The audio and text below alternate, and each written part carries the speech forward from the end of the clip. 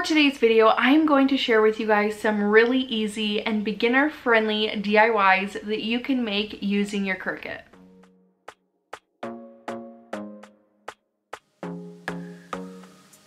Hello everyone, welcome to my channel. If you guys are new, my name's Liz, and for today's video, I want to give a special thanks to Cricut for sponsoring today's video.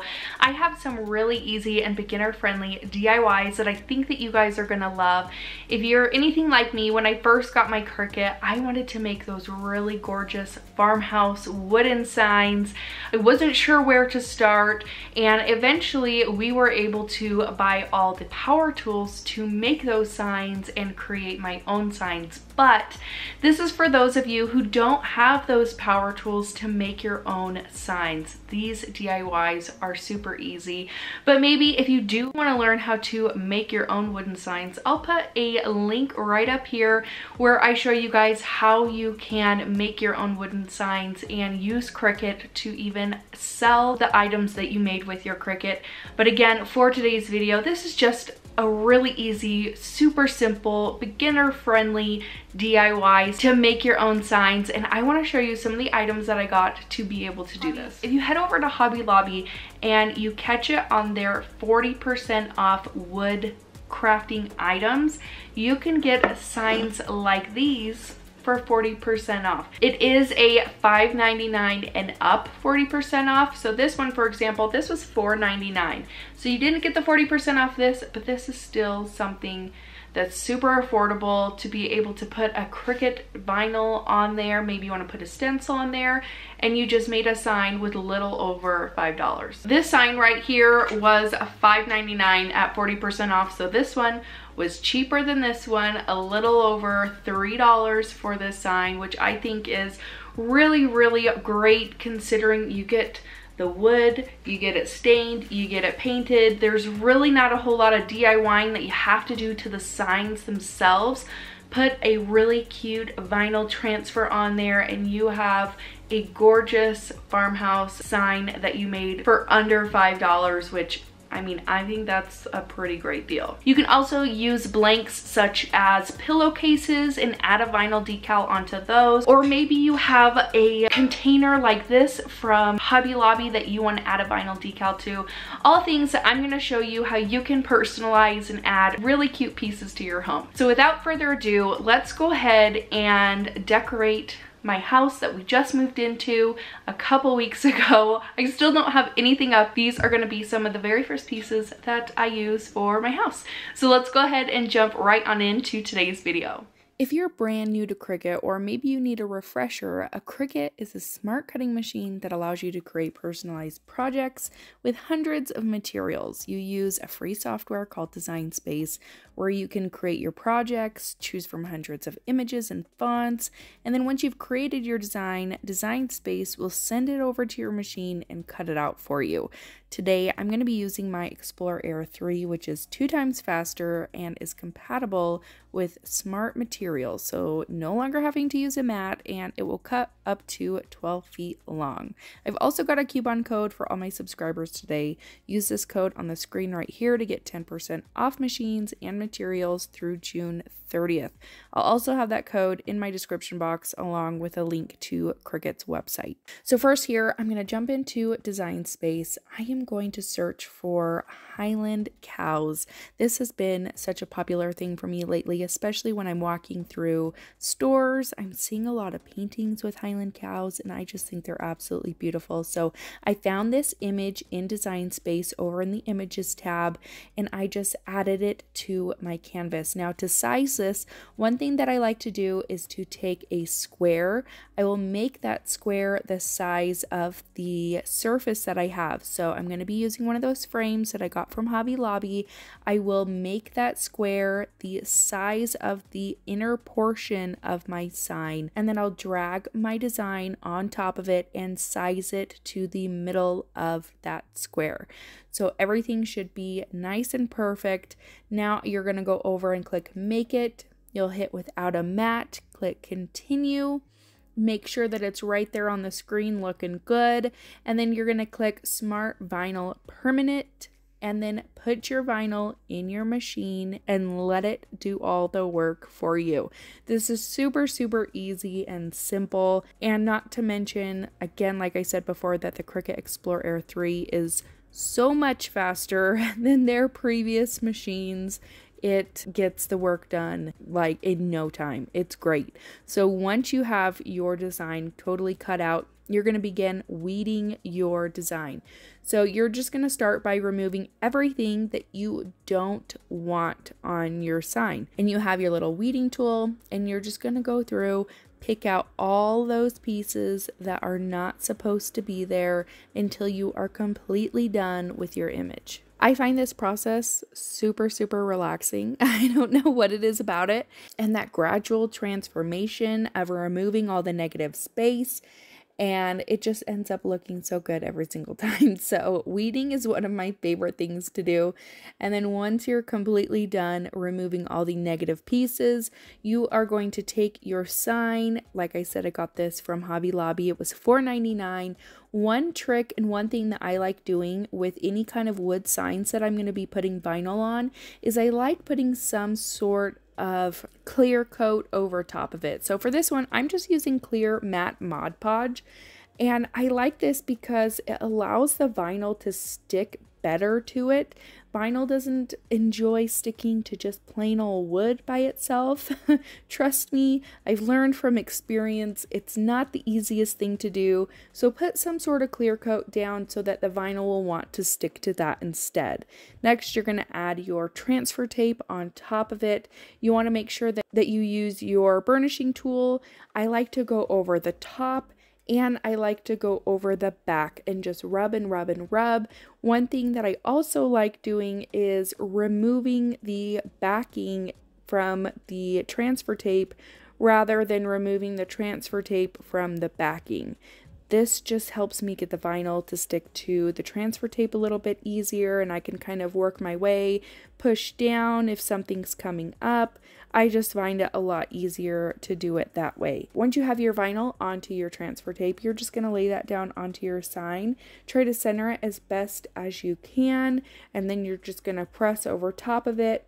Using your burnishing tool again, you're going to rub all over that vinyl, peel your transfer tape back, and then that is all you have to do for this DIY. And I think that this looks so cute sitting on a shelf in my house. I'm loving the cows. I'm loving the farmhouse type theme right now.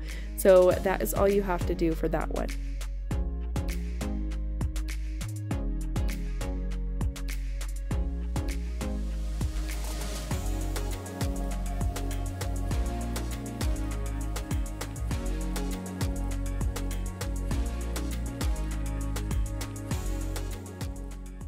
For this next DIY, this is going to be something that you're going to put together. So this isn't an image that's already available, but this is so easy to do.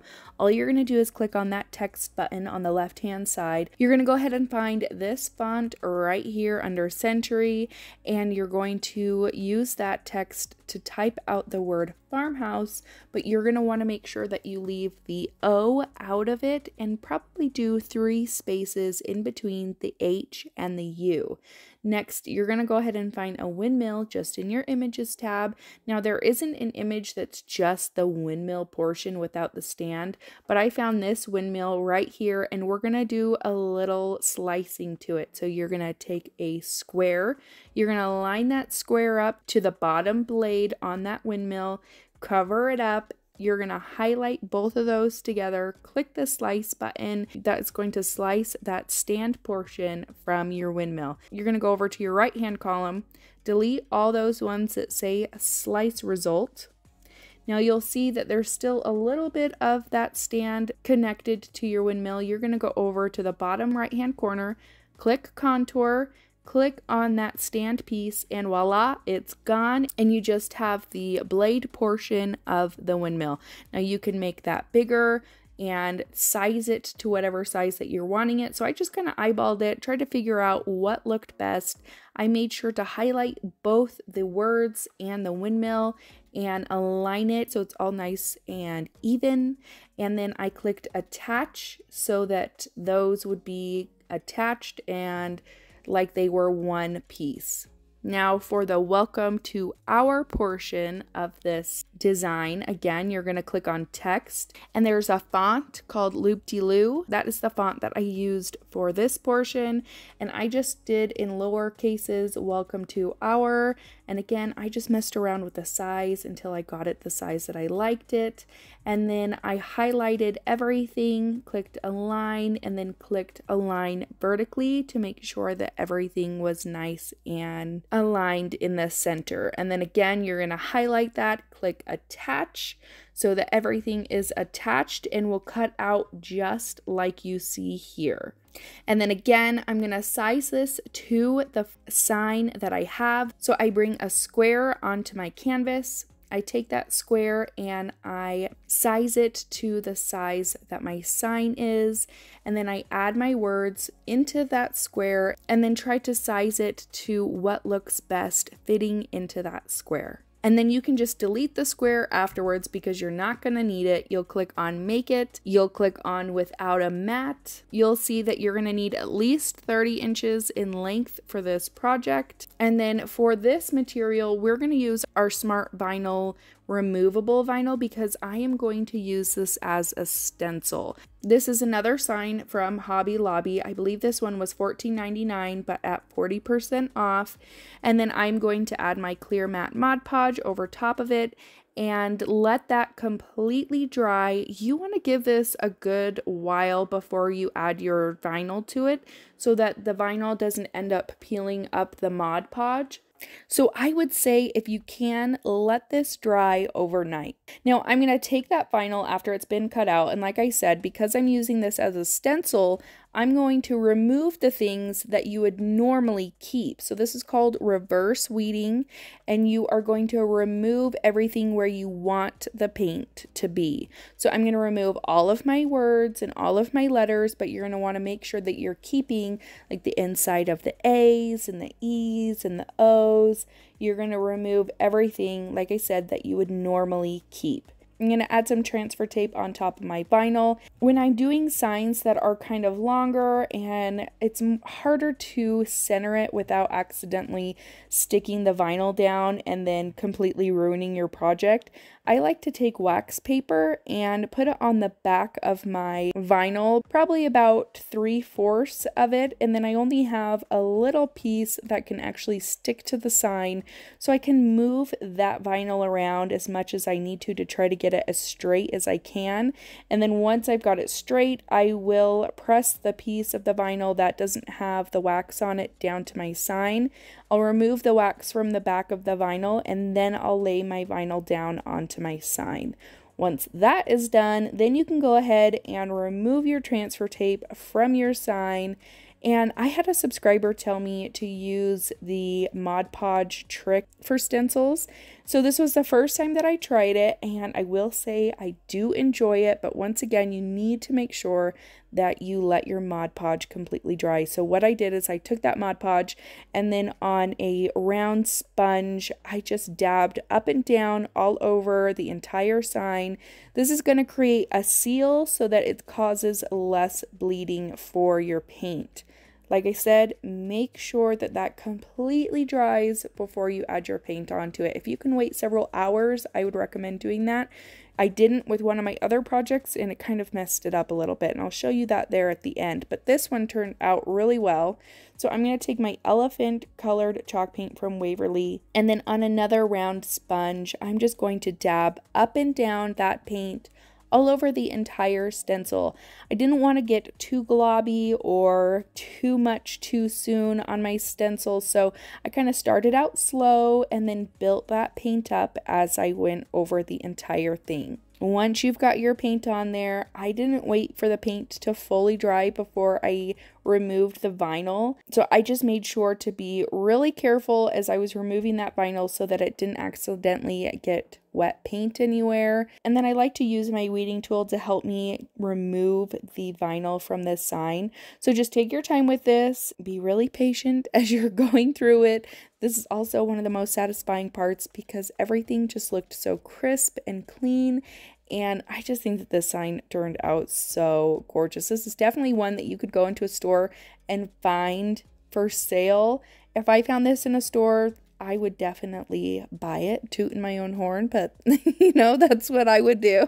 I like it. So anyways, that's all you have to do for this. I put this on top of my kitchen cabinets and I just think it's so gorgeous. I love this design, and again, the farmhouse look to it and the gray that matches my cabinet. So you can obviously paint this whatever kind of color that you want to do, but I just thought this one was so much fun.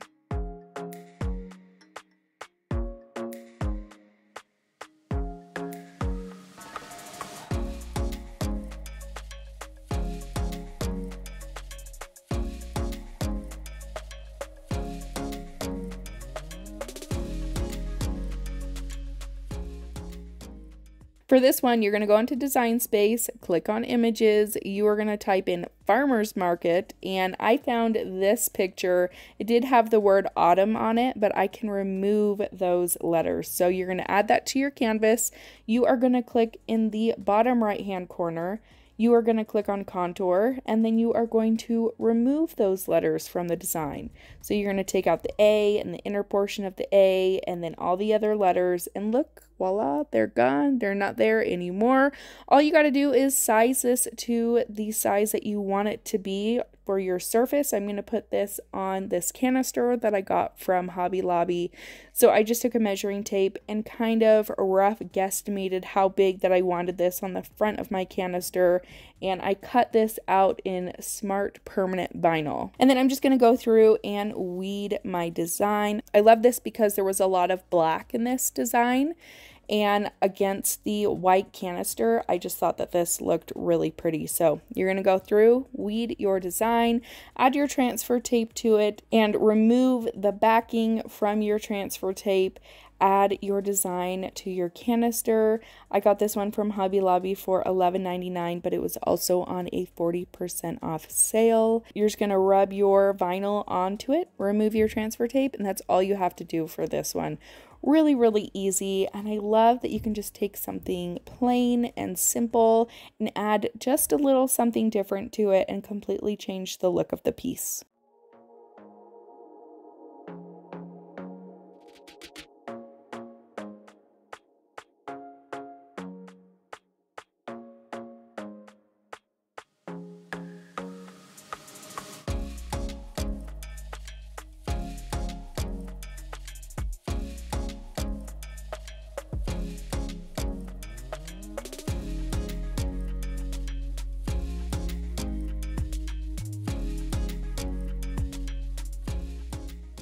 For these projects, I am going to go into images. I'm going to type in bouquet.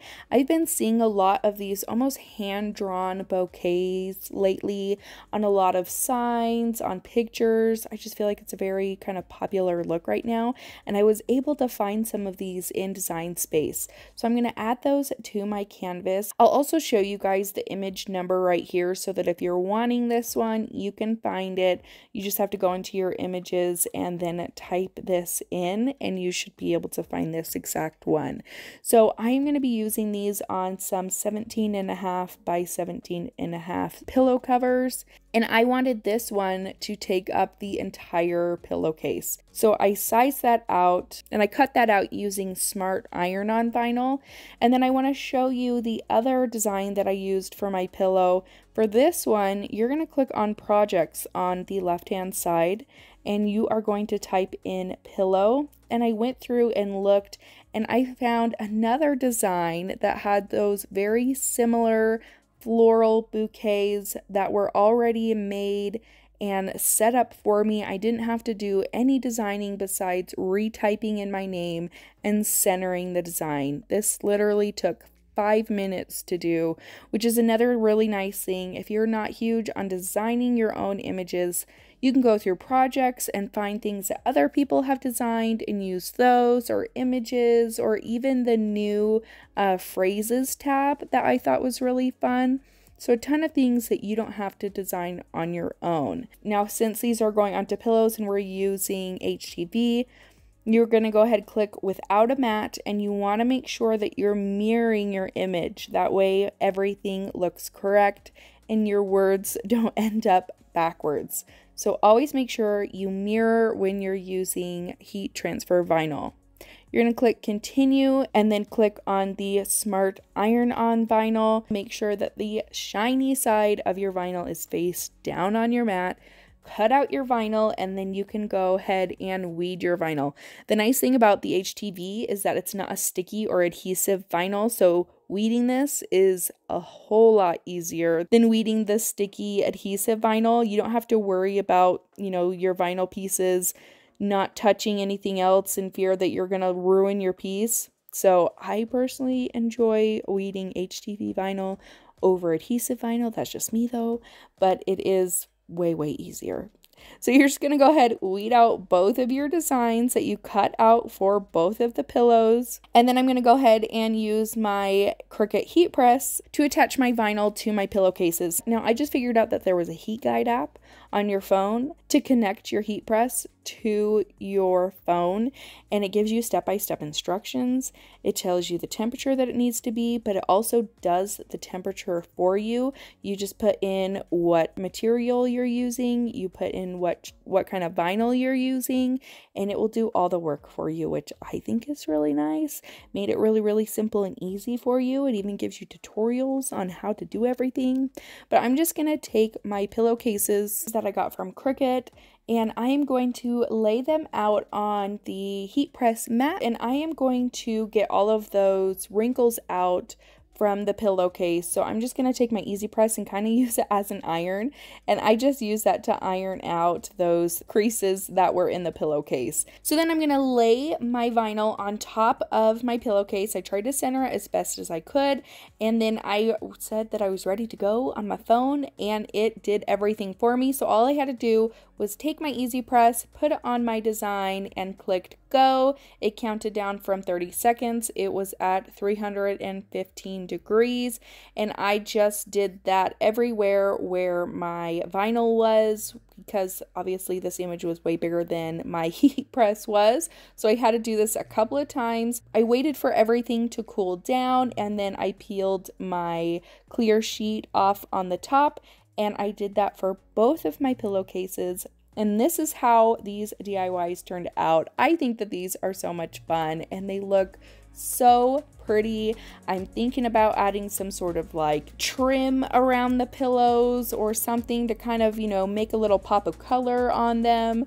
Just something else that I think could be really fun. But overall, I think that these turned out so cute.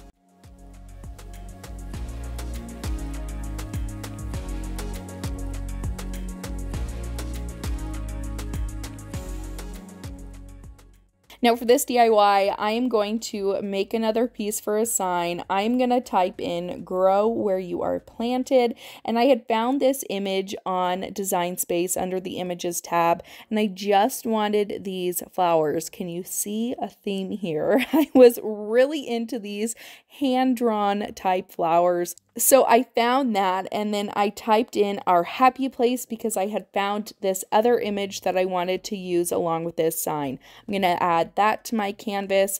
Now I don't want the grow where you're planted. I want that to be gone. So I'm going to click on that image and click contour, and I'm going to go through and remove all of those words. So all you got to do is go through and click on everything. Make sure that you're clicking on all the inside pieces where the H and the E's and the O's and the A's. Make sure all those are getting removed as well. All you got to do is click on them, and it's that simple, and that's just going to remove all those words. Now again, I took a square and I sized it to my sign, and then I'm just going to take my two images, size those to how big I want them, and then attach them together so that they cut out just like that.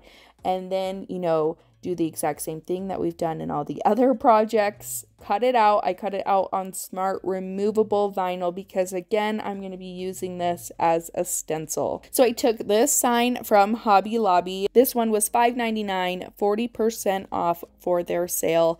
Again, same thing, using the Mod Podge, but this time I didn't let my Mod Podge dry as long as I should have. So when I went through and removed the vinyl on this DIY, it kind of peeled some of that Mod Podge up, and it even kind of peeled peeled some of the wood up, which actually I didn't mind because I wanted these DIYs to look more rustic and farmhouse, so that's not something that bothers me. But if it bothers you, make sure that you are letting your Mod Podge completely dry before you're adding your stencil. So like we did with our other sign that we used our vinyl as a transfer, you're going to want to weed out everything that you would normally keep and then add it to your sign. So you can see here I've got my transfer added to my sign, and I'm using the Waverly chalk paint in Celery as the color for this one. I'm just using a black round sponge and dabbing up and down, not back and forth, and then just going over the entire thing a couple times, just light layer after light layer. And then I'm going to use my weeding tool to help me remove all of that vinyl from the sign. And that's all you got to do for these DIYs. These were so quick and easy. I was able to get all of these done within a 24-hour period. That was cutting everything out, weeding everything, transferring everything onto signs and to pillows, and, you know, painting. So like I said, so quick, so easy. If you want some more in-depth Cricut tutorials, let me know in the comments down below. I do have some other really fun Cricut videos. If you want to check them out, I will leave those linked in the description box. Some really fun ones to show you how you can also make money using your Cricut. So there are plenty of other Cricut videos to choose from. So, and then again, don't forget about that coupon code linked in my description box. And that's it for today's DIYs. I hope that you guys enjoyed this, and I hope that this was helpful to all you beginner crafters out there. For anyone that has just purchased a Cricut and maybe you feel a little bit intimidated by it, you can choose the most easy and simple DIYs. So I hope that I was able to give you some inspiration on how to get started. Don't forget to subscribe before you guys leave. Give this video a big thumbs up if you enjoyed it, and I will see you in my next one. Bye.